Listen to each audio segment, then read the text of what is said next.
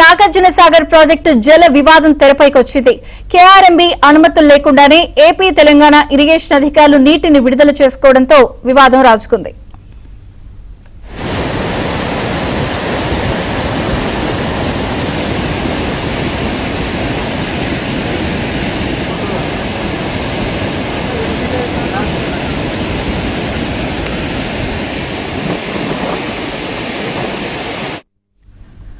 మరోసారి నాగార్జున సాగర్ ప్రాజెక్టు జల వివాదం తెరపైకొచ్చింది. కేఆర్ఎంబీ అనుమతులు లేకుండానే ఏపీ తెలంగాణ ఇరిగేషన్ అధికారులు నీటిని విడుదల చేసుకోవడంతో వివాదం రాజుకుంది. మరిన్ని వివరాలు మా ప్రతినిధి రవి అందిస్తారు. రవి, విజయ చంద్రిక, నాగార్జున సాగర్ ప్రాజెక్టు ఇప్పుడిప్పుడే ప్రస్తుతం నీరు రాకైతే మొదలైంది. ప్రస్తుతం నాగార్జున సాగర్ ప్రాజెక్టు అయితే 20,000 క్యూసెక్ల నీరైతే వస్తుంది. ప్రస్తుతం నాగార్జున సాగర్ ప్రాజెక్టు 536 అడుగులకు చేరింది. పూర్తి స్థాయి టీఎంసీలు 312 టీఎంసీలకు గాను ప్రస్తుతం 181 టీఎంసీల నీటి నిల్వ ఉంది. అయితే ఈ రోజు ఉదయం పూట ఏపీ ఇరిగేషన్ సంబంధించిన అధికారులు తెలంగాణ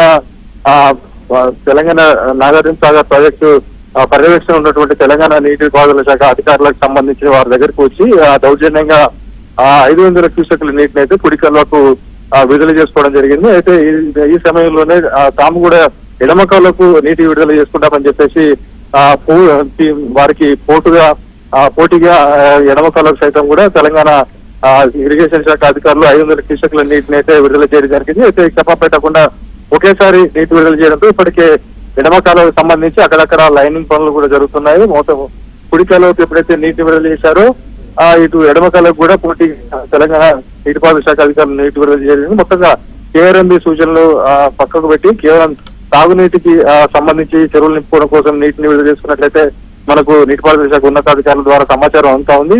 ఇప్పటికే మంత్రి ఉత్తమ్ కుమార్ రెడ్డి కూడా ప్రకటించడం జరిగింది. ఏదైతే సాగర్ లో ఉన్నటువంటి వాటర్ ను ఈసారి సాగుకు కాకుండా కేవలం తాగునీటి అవసరాలకు మాత్రమే ఉపయోగించుకుంటామని చెప్పేసి చెప్పడం జరిగింది. కానీ ఈ రోజు ఏపీకి 500 క్యూసెక్ల నీటిని విడుదల చేసుకోవడంతో కుడి కాలువకు ఇటు తెలంగాణ సంబంధించినటువంటి ఎడమ కాలువకు కూడా నీటి విడుదల చేయడం జరిగింది. మొత్తానికి కేఆర్ఎంబీ సూచనల మేరకు జరగలేదని చెప్పేసి అయితే నీటిపారుదల శాఖ తెలంగాణ డ్యామ్ అధికారులు చెప్తున్నారు. మరి ఏ రకంగా డ్యామ్ నుంచి నీటిని విడుదల చేసుకున్నట్లో పూర్తి స్థాయిలో తెలియాల్సి ఉంది. విజయ చంద్రిక. Thank you Ravi.